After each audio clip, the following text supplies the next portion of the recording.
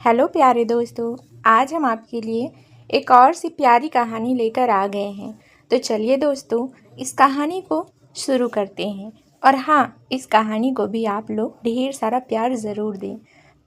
सुबह की हल्की ठंडी हवा और नीले आसमान के नीचे एक नया शहर, एक नया माहौल और नए ख्वाबों के साथ एक लड़की ने अपने दिन की शुरुआत की थी। उसका नाम था यारा सेन।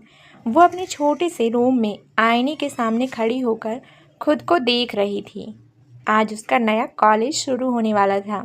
2 दिन पहले ही वो हिमवंत शहर में शिफ्ट हुई थी अपनी आगे की पढ़ाई के लिए। यारा एक पढ़ी लिखी परिवार से थी, लेकिन पिछले 2 सालों से वो खुद को बहुत अकेला महसूस करती थी। माता पिता तो थे, लेकिन जैसे सिर्फ नाम के लिए। हर चीज़ उसके पास थी, पर प्यार और अपनापन जैसे शब्द उसकी ज़िंदगी से दूर हो चुके थे। उसने अपने आंसुओं को खुद पोंछा था और अपने फैसलों की जिम्मेदारी खुद उठाई थी, लेकिन वो मजबूत थी, किसी पर निर्भर नहीं थी। अपनी गुलाबी साड़ी को सही करते हुए उसने लिपस्टिक लगाई, बालों को पीछे कर कानों में छोटे से झुमके डाले और अपने बैग को उठाते हुए अपार्टमेंट के दरवाजे से बाहर निकल गई। इसी शहर के एक कोने में स्थित था माहिरा हाइट्स, एक आलीशान बिल्डिंग जिसका हर फ्लोर लग्जरी का उदाहरण था। उस बिल्डिंग की 19वीं मंजिल पर स्थित एक कमरे में खड़ा था एक लड़का जिसका नाम था रिवान एलन। करीब 28 साल का रिवान अपनी परछाई को मिरर में देख रहा था। उसका गीला बदन, कंधों पर लटकते बाल, कमर के नीचे बंधा सफ़ेद टॉवल और उसके बदन से टपकती पानी की बूंदें उसके एथलेटिक शरीर को और भी ज़्यादा कामुक बना रहे थे। उसके कांसे जैसे रंग की त्वचा, उसके उभरे हुए 8 पैक्स एब और गहरी आंखें किसी को भी खामोशी में बांध सकती थी। उसके नाक में सख्त आत्मविश्वास था और होंठ इतने परफेक्ट कि मानो किसी कलाकार ने उसे तराशा हो। उसने बालों को तौलिया से पोंछते हुए टॉवेल को सोफे पर फेंका और वार्डरोब की तरफ चला गया। कुछ ही पलों बाद वो पूरी तरह रेडी होकर अपने ब्लैक सूट में बाहर आया और घड़ी पर नज़र डाली। उसके चेहरे पर सख्ती थी, आंखों में गंभीरता, पर जैसे ही कमरे के दरवाजे पर दस्तक हुई, उसकी आंखों की तीव्रता हल्की पड़ गई। रिवान दरवाज़ा खोलता है तो नीचे उसकी नज़र जाती है। वहाँ एक नन्ही सी बच्ची खड़ी थी जिसकी बड़ी बड़ी हेज़ल ब्राउन आंखें और फूली हुई 2 चोटियाँ थीं। लगभग 3 साल की उस बच्ची का नाम था ईरा। छोटे से गुलाबी चेहरे पर मासूमियत की रोशनी थी। उसने पीच कलर की टी शर्ट के साथ लेवेंडर रंग की छोटी सी डंडी पहनी हुई थी और उसके सफ़ेद जूतों ने उसकी मासूमियत को और भी निखार दिया था। ईरा बस रिवान की टकटकी लगाए देख रही थी। रिवान झुककर उसे गोद में उठा लेता है और दरवाज़ा बंद कर उसे अपने कमरे में ले जाता है। बेड पर बैठाते हुए वो उसे प्यार से देखता है और हल्की सी मुस्कान के साथ कहता है, मेरी प्रिंसेस, हर दिन पहले से ज़्यादा शैतान होती जा रही है। ईरा मुंह फुलाकर तोतली आवाज़ में बोली, आप हमेशा डांटते हो डैडी। रिवान हंस पड़ा और बोला, तो क्या करूं? आप हो ही इतनी प्यारी सी कि आपसे डांटना भी आपको अच्छा लगता है। ईरा अपना मुंह फुलाकर पलंग पर बैठ गई और रिवान अपना कोट पहनते हुए उसके पास आया। उसने झुककर ईरा को फिर से गोद में उठा लिया और पूछा, आज सुबह सुबह आप रेडी होकर क्या सोच रही थी? मेरे ऑफिस चलेंगी क्या? ईरा ने बस अपनी 2 नन्ही बाहें रिवान की गर्दन के चारों ओर कस दी और अपने नन्हे दांत दिखाकर मुस्कुराई। रिवान ने लंबी सांस ली, क्योंकि अब उसे पता था कि आज फिर से ऑफिस में हलचल होने वाली थी। रिवान ईरा को लेकर नीचे ग्राउंड फ्लोर पर आया और डाइनिंग टेबल पर जाकर उसे उसकी सीट पर बैठाया। मैड ने जल्दी से आकर रिवान के लिए नाश्ता परोसा और ईरा को दूध का गिलास थमाया। ईरा ने वो गिलास देखते ही मुंह से कोड़ लिया और नाक चढ़ाई। रिवान बस उसे देखता रह गया। उसकी भूरी आंखें छोटी हो गई और उसने अपना नन्हा सा मुंह बनाकर रिवान की तरफ देखा। इससे पहले कि वो कोई और बहाना बनाती, रिवान ने कहा, नहीं प्रिंसेस, ये ड्रामा नहीं चलेगा। जल्दी से पी लीजिए, हमें लेट हो रहा है। ईरा ने धीमे से कहा। डैडी। ईरा ने धीमे से डैडी कहा और उसकी आंखों में एक आंसू आ गया। रिवान जानता था कि ये सब उसका प्यारा नाटक है, लेकिन फिर भी वो उसकी आंखों में आंसू नहीं देख सकता था। उसने ईरा को गोद में उठाया और अपने सीने से लगाया और बिना कुछ कहे घर से बाहर निकल गया। कार जैसे ही इलाइसा टावर्स नाम की ग्लास से बनी हुई ऊंची बिल्डिंग के सामने रुकी, रिवान ने कार का दरवाज़ा खोला और ईरा को गोद में लिए बिल्डिंग के अंदर चला गया। वहाँ से वो प्राइवेट लिफ्ट में ऊपर अपने ऑफिस के फ्लोर पर गया। रास्ते में उसने अपनी असिस्टेंट मिहिर को कहा, ईरा का ब्रेकफास्ट कैबिन में भिजवाना। फिर वो अपनी कैबिन में दाखिल हुआ, ईरा को सोफे पर बैठाया और खुद अपना कोट उतार कर कुर्सी पर रख दिया। उसने ईरा को एक सॉफ्ट टॉय पकड़कर कहा, अब मेरी जान, आप यहाँ खेलो। डैडी को काम करना है तो आप कोई शैतानी नहीं करोगी। ईरा ने बस अपनी बड़ी बड़ी आंखों से उसे देखा और धीरे से पलकें झपका दी। रिवान झुककर उसके गाल पर एक किस करके अपनी चेयर पर बैठ गया। ईरा अब तक सोफे पर बैठी अपने खिलौनों से खेल रही थी। तभी रिवान एलन के केबिन का दरवाज़ा धीमे से नॉक हुआ। रिवान ने एक बार खिड़की की ओर देखा और अपनी हमेशा की ठंडी और गंभीर आवाज़ में कहा, कम इन। उसकी अनुमति मिलते ही मिहिर, जो रिवान का असिस्टेंट था, हाथों में एक पेपर बैग लिए कैबिन में दाखिल हुआ। उसने बिना कुछ कहे वो बैग कॉफ़ी टेबल पर रखा और चुपचाप कैबिन से बाहर चला गया। रिवान की नज़र सीधे ईरा पर गई, जो अब अपने खिलौने भुलाकर पूरी नज़र उस बैग पर टिकाए उसे घूर रही थी। रिवान मुस्कुरा दिया। वो जानता था अगर उसने एक सेकंड की भी देरी की तो उसकी राजकुमारी शरारतों की दुकान खोल देगी। वो तुरंत अपनी चेयर से उठा और ईरा के बगल में आकर बैठ गया। उसने बैग खोला और उसमें से ईरा की फेवरेट ब्रेकफास्ट प्लेट्स निकाली, चीज़ पास्ता और मिक्स वेज पराठा। ईरा की आंखें चमक उठी और वो खुशी से सोफे पर उछलने लगी। उसके छोटे छोटे हाथ ताली बजाने लगे। रिवान उसे अपनी गोद में बिठाता है और फिर प्यार से एक एक बाइट खिलाने लगता है। ईरा हर बाइट पर मुस्कुरा रही थी और उसका मुंह टमाटर सॉस से सजा हुआ था। वहीं दूसरी ओर हिमवंत यूनिवर्सिटी के कैंपस में यारा सेन जैसे ही प्रवेश करती है, गेट के पास खड़े कुछ लड़कों और लड़कियों का ग्रुप उसकी ओर इशारे करते हुए उसे बुलाने लगा। यारा ने उस तरफ देखा और उनकी हाव भाव से तुरंत समझ गई कि ये सारे सीनियर्स हैं और उनका बुलाना सिर्फ एक मजाक या रैगिंग का हिस्सा हो सकता है। लेकिन यारा डरने वालों में से नहीं थी। वो चेहरे पर हल्की मुस्कान लिए उनकी ओर बढ़ने लगी। वहीं कुछ दूर खड़ी एक लड़की जिसका नाम था नंदिनी, वो ये सब देख घबरा गई और तेजी से यारा को रोकने के लिए आगे बढ़ी। लेकिन तब तक यारा उनके पास पहुंच चुकी थी। उन लड़कों में से एक जो सबसे आगे खड़ा था, उसका नाम था अर्जल मल्होत्रा। वो इस कॉलेज का सबसे घमंडी और बिगड़ा हुआ लड़का था, एक अमीर बाप का बिगड़ा बेटा, जिसे अपनी दौलत और ताकत का इतना घमंड था कि लड़कियों को सिर्फ खिलौना समझता था। आज तक वो कितनी ही लड़कियों को इस्तेमाल कर चुका था और फिर उन्हें छोड़ दिया था। जैसे ही अर्जल की नज़र यारा पर पड़ी, वो कुछ पल के लिए वहीं जम गया। उसकी आंखें यारा की खूबसूरती में अटक गई और दिमाग में एक ही ख्याल आया, इसे तो पाना है, इसे तो पाना ही है, चाहे जैसे भी हो। यारा जैसे ही अर्जल के सामने पहुंची, वो अचानक उसकी कमर में हाथ डाल उसे अपने करीब खींच लेता है। ठीक उसी वक्त अर्जल के बगल में खड़ी लड़की गुस्से से चिल्लाई, बेबी ये क्या कर रहे हो? मैं यहीं खड़ी हूँ।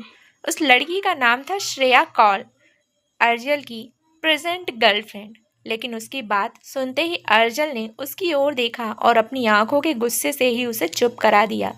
श्रेया समझ गई थी कि अब उसे चुप रहना ही बेहतर है, क्योंकि अर्जल का गुस्सा किसी तूफान से कम नहीं होता।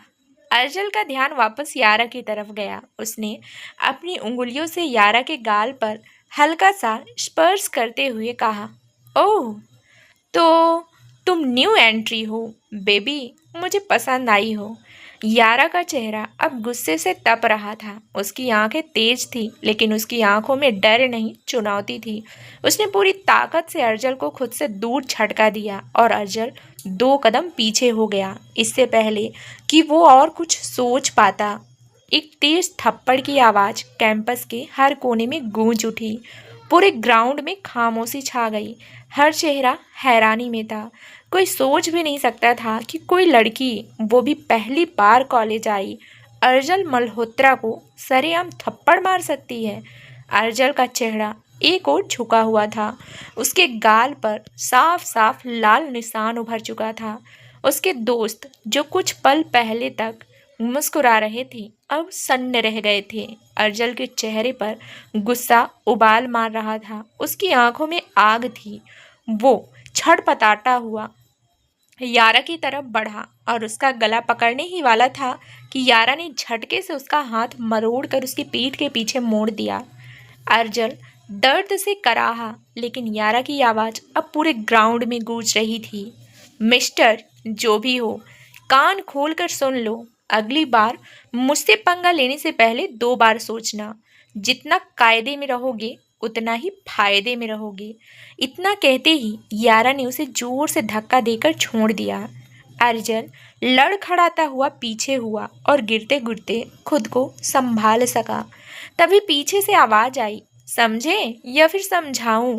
यारा की आंखें अब किसी योद्धा की तरह चमक रही थी। वो पूरे ग्राउंड को घूरती हुई वहां से चली गई। उसके जाते ही भीड़ छटने लगी और सब उसकी बहादुरी की बातें करने लगे। अर्जुन वहीं खड़ा गुस्से से कांप रहा था। तभी उसका दोस्त विराज आगे बढ़ा और उसके कंधे पर हाथ रखते हुए पूछा, भाई, तू ठीक तो है?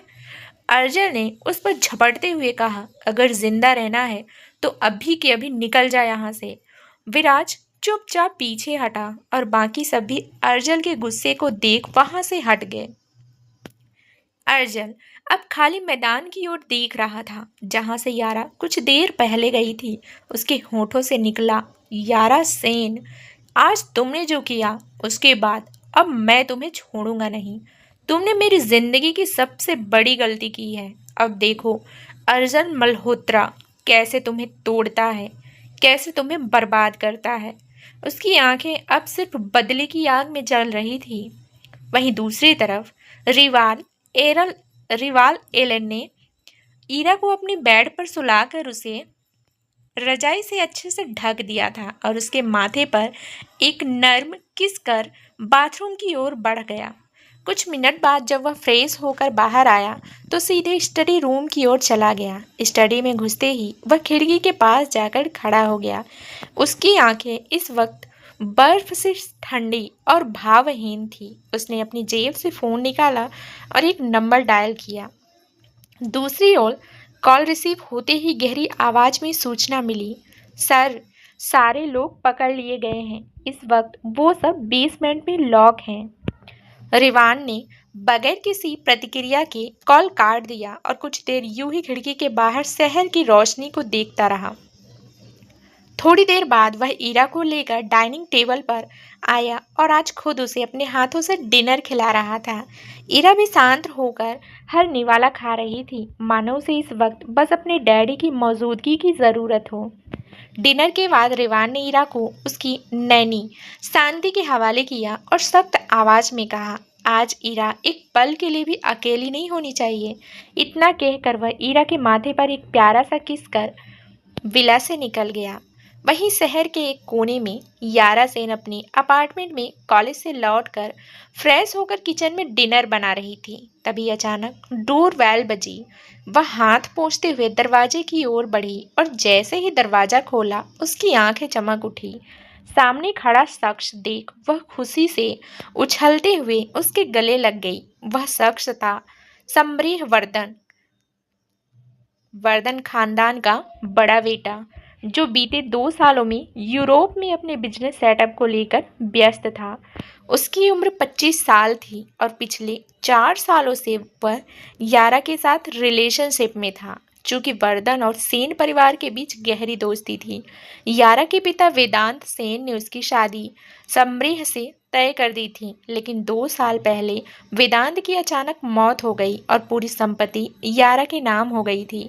कानूनन अब जब तक यारा की शादी नहीं होती, वह अपनी संपत्ति का कोई हिस्सा किसी और को ट्रांसफर नहीं कर सकती थी और इस दस्तावेज में पति के हस्ताक्षर भी अनिवार्य थे। शायद यही वजह थी कि समरेह अब तक यारा के साथ बना हुआ था। समरेह ने यारा को अपनी बाहों में लेते हुए कहा, जब अपनी होने वाली पत्नी की याद आई तो सोचा बिना बताए आ जाऊं। वैसे तुमने तो बताया भी नहीं कि हेमवंत शिफ्ट हो गई हो। मुझे तो सीफा ने बताया, तभी मैंने सोचा सरप्राइज देना चाहिए। यारा मुस्कुराते हुए बोली, मैं तो आज ही कॉल करने वाली थी तुम्हें। अच्छा हुआ खुद ही आ गए। समरेह ने उसकी नाक छूते हुए बोला, मैं तो हर वक्त तुम्हारे दिल के पास रहता हूँ। यारा ने उसे डाइनिंग एरिया में बैठने का इशारा किया और खुद किचन में चली गई। कुछ देर बाद वह सारी डिशेस टेबल पर सजाकर बैठ गई। उसने आज आलू फूल गोभी की सब्जी, रोटियां और गाजर का हलवा बनाया था।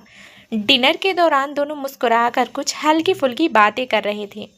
खाना खत्म होने के बाद यारा बर्तन लेकर किचन में चले गई और उन्हें धोने व साफ करने लगी। तभी समरेह चुपचाप पीछे आया और यारा को अपनी बाहों में भर लिया। वह उसके गले में अपने होंठ टिका देता है। यारा की बॉडी जैसे झंझना उठी हो। वह जल्दी से हाथ धोकर खुद को उससे अलग करती है और सख्ती से कहती है, समरेह ये क्या कर रहे हो? समरेह को पहले से अंदाजा था कि उसकी यही रिएक्शन होगा उसका। उसने मुस्कुराते हुए यारा की कमर पकड़ी और उसे फिर से अपने पास खींचते हुए कहा, बेबी हमारी शादी होने वाली है और आज नहीं तो कल हमें एक होना ही है। फिर क्यों ना आज ही। वैसे भी आज हम अकेले हैं। फर्स्ट नाइट का सारा दर्द भी आज थोड़ा आसान हो जाएगा और थोड़ा एक्सपीरियंस भी हो जाएगा। क्या कहती हो? यारा का चेहरा अब सख्त हो चुका था। वह समरेह का चेहरा अपने हाथों में भरकर शांत स्वर में बोली, देखो हम ये सब शादी के बाद भी कर सकते हैं। मैं प्रॉमिस करती हूँ शादी के बाद तुम्हें कभी भी किसी बात के लिए मना नहीं करूँगी, पर अभी ये सब नहीं। इतना कहकर वह खुद को समरेह से अलग कर लेती है और जाने लगती है। तभी समरेह उसका हाथ पकड़ते हुए कहता है, क्यों नहीं यारा, हम एक दूसरे से प्यार करते हैं तो ये सब अभी क्यों नहीं? यारा कोई जवाब नहीं देती, बस अपनी कलाई छुड़ाकर अपने रूम में चली जाती है। समरेह वहीं खड़ा गुस्से से कांप रहा था। उसकी आंखें अब तमतमा रही थी। वह किचन में जाकर काउंटर पर हाथ मारते हुए दांत पीसता है। तुमने बहुत बड़ी गलती कर दी यारा। अब देखना मैं क्या करता हूँ। फिलहाल तो मुझे अपनी प्यास बुझाने के लिए किसी और का सहारा लेना होगा जो तूने अधूरी छोड़ दी है। इतना कहकर वह अपार्टमेंट से बाहर निकल जाता है। उसके चेहरे पर अब मुस्कान नहीं, एक डरावना इरादा था। दोस्तों आगे अब इस कहानी में क्या होगा ये आपको आगे इस कहानी में क्या होगा ये जानने के लिए इस कहानी का अगला भाग जरूर सुने, जो जल्द ही इस चैनल पर प्रसारित कर दिया जाएगा। दोस्तों कैसे लगी हमारी आज की ये कहानी? आई होप आप सभी लोगों को पसंद आई होगी। अगर अच्छी लगी है तो एक प्यारा सा लाइक और कमेंट्स ज़रूर करें। तो चलिए अब हम मिलेंगे नेक्स्ट कहानी में। धन्यवाद।